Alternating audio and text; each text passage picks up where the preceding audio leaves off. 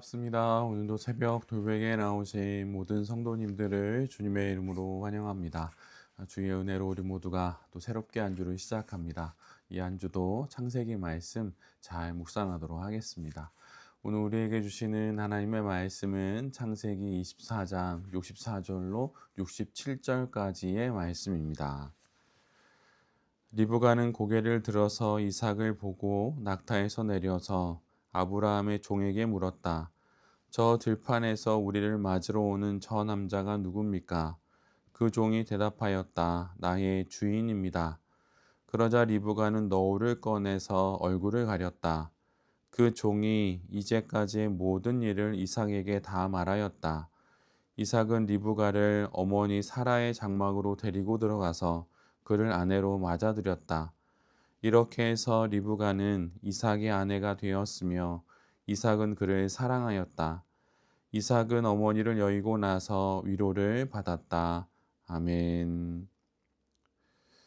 오늘은 창세기 24장의 말씀을 갖고 하나님이 하십니다. 하나님이 하십니다. 이런 제목으로 함께 하나님 말씀을 나누도록 하겠습니다. 아브라함은 이제 나이가 많은 노인이 됩니다. 이에 아브라함은 가나안 여인이 아니라 자신의 친족 중에서 이삭의 아내를 찾아오도록 신실한 늙은 종을 자신이 살던 하란으로 보내게 됩니다. 종은 먼 길을 떠나 아브라함의 형제 나홀의 성에 도착하게 되지요. 그 뒤에 하나님께 구체적으로 기도를 하고 찾던 중에 장차 이삭의 아내가 되는 리브가를 만나게 됩니다. 리브가의 가족은 종이 전하는 이야기를 듣고 이 모든 과정이 하나님이 이루신 일임을 알게 되고 리브가를 이삭의 아내로 보내게 됩니다. 이런 배경 속에서 오늘 우리가 묵상하는 말씀의 첫 구절은 이렇게 시작됩니다. 라반과 부두엘이 대답하였다. 이 일은 주님이 하시는 일입니다. 리브가의 가족들은 늙은 종으로부터 듣게 된 모든 이야기를 통해서 이 모든 일들이 하나님이 하시는 일임을 깨닫게 됩니다. 그래서 결혼을 승낙하게 되는 것이죠. 그리고 늙은 종 역시 그들의 즉각적인 확답을 통해서 이 모든 일들이 하나님의 인도하심 가운데 이루어진 일임을 그도 알게 됩니다. 이에 종은 혼인을 확정하는 예물을 건네므로 절차를 정식으로 마무리하게 됩니다. 이처럼 하나님께서 이 모든 일들을 주관하시고 또 이 모든 일들을 이루십니다. 우리는 앞에서 아브라함이 이삭을 바치는 장면을 함께 묵상했습니다. 그때에도 하나님은 아브라함에게 필요한 모든 것들을 미리 준비하셨습니다. 그리고 오늘 우리가 묵상하는 오늘의 말씀에서도 하나님이 다 하십니다. 이젠 고인이 된 팀 켈러 목사님이 하신 설교 중에 이런 제목의 설교가 하나 있습니다. 한국어로 번역하자면 성경은 당신에 대한 이야기가 아니라 하나님에 대한 이야기입니다. 이 말처럼 성경은 하나님에 관한 말씀입니다. 하나님이 어떤 분이시고 그분은 어떤 일을 하시는지를 말하는 말씀이 바로 성경이지요. 오늘 우리가 묵상하는 하나님의 말씀인 성경은 우리에게 하나님이 모든 일을 이루시는 분임을 말씀해 주고 있습니다. 이삭의 아내인 리브가를 만나게 하는 일도 하나님이 하십니다. 이 사소해 보이는 이 일도 하나님이 이루십니다. 그러기에 우리는 우리의 일상의 모든 일들을 놓고 기도할 수 있어야 합니다. 소위 거룩해 보이는 기도가 있지요. 그런 기도를 드려야 합니다. 그러나 이것이 전부는 아닙니다. 일상의 크고 작은 일들, 삶의 여러 어려움들을 놓고 하나님께 기도할 수 있어야 합니다. 오늘 본문처럼 자신이 섬기는 그 주인의 아내를 찾는 이 일을 놓고, 말하자면 결혼을 놓고 기도하는 모습 우리가 보게 되죠. 결혼이든 직장 생활이든 뭐 가정의 일이든 개인의 어떤 일에 관련된 일이든 건강이든 그 무엇이든 우리가 하나님께 올려드릴 기도의 제목이 될 수 있는 것입니다. 그럴 때 하나님이 일하십니다. 이것은 하나님을 알라딘의 요술 램프에 나오는 지니처럼 사용하는 것이 결코 아닙니다.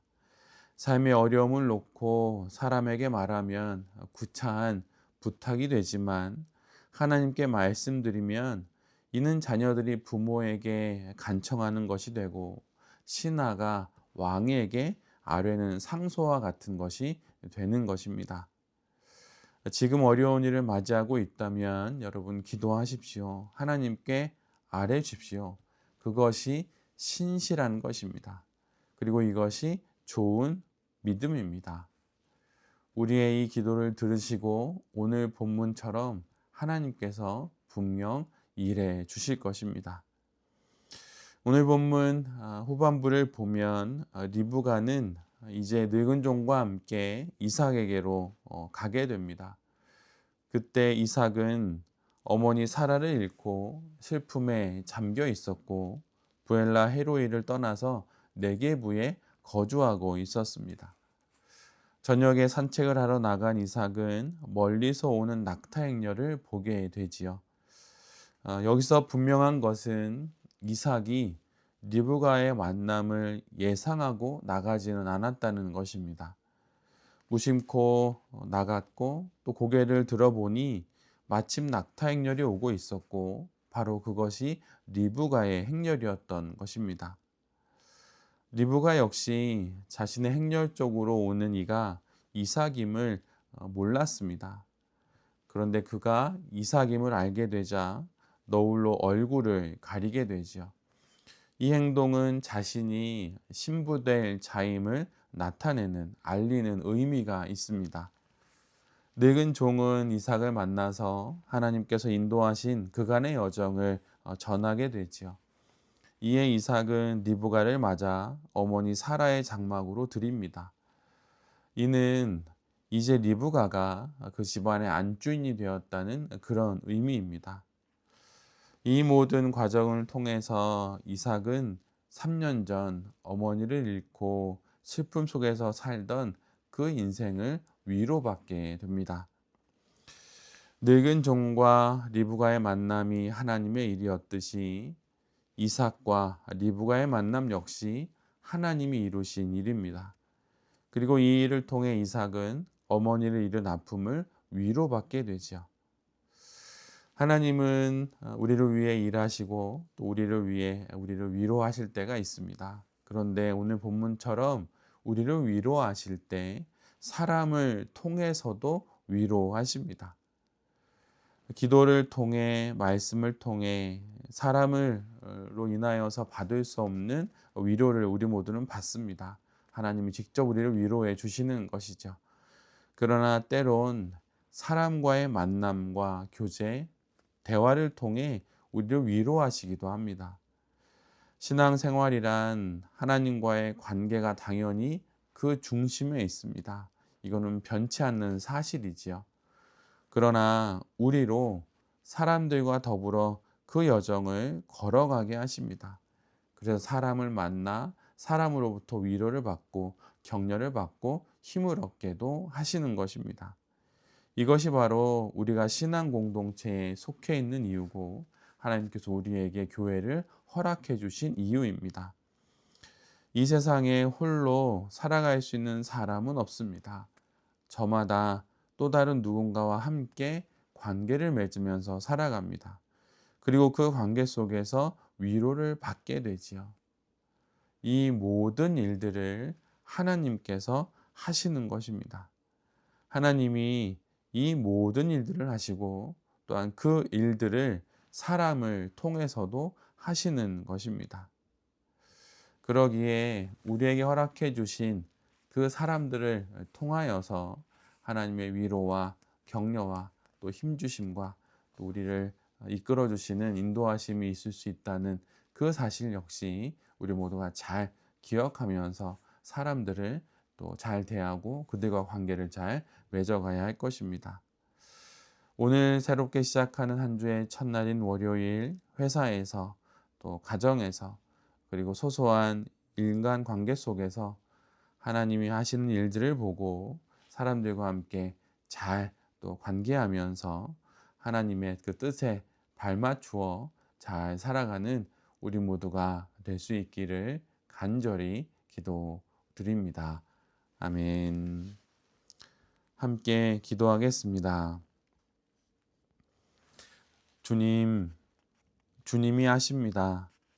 해결해야 할 문제들, 풀어가야 할 사건들, 결단해야 할 선택들, 그 모든 것들을 하나님이 이끄시고 하나님이 행하심을 믿습니다. 그러니 걱정하지 말고 기도하고 결정하고 행동함으로 하나님과 호흡을 맞추는 우리 모두가 되게 하여 주시옵소서. 또한 사람을 통해 위로하시고 사람을 통해 일하시는 하나님을 기억하며 회사와 가정과 인생 속에서 사람들 가운데 그들과 더불어 좋은 성도로 살아가게 하여 주시옵소서. 오늘도 해야 할 모든 일들을 주님께 의탁합니다. 주님 인도하여 주시옵소서. 이 모든 말씀 예수 그리스도의 이름으로 기도드립니다. 아멘.